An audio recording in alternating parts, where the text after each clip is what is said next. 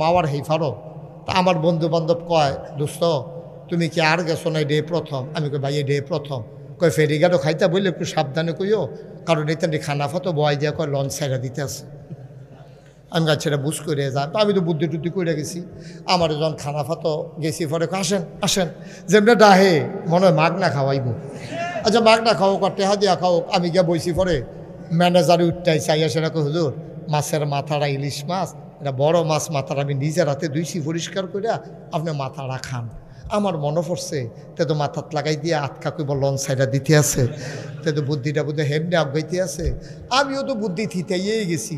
আমি কই দেন মাথাটাই দেন। খাইয়া সারছি পরে মাথাটা বাইঙ্গা মাত্র অর্ধেকটা খাইয়া সারছি, এমন সময় করতে দেন একটা দৌড় দিয়ে এখন লঞ্চ ছাড়া দিতে আছে। আমি কই তাড়াতাড়ি খানাটা প্যাকেট করে দিই। লঞ্চ বইয়া বইয়া খায় আমি কি হরাম হন।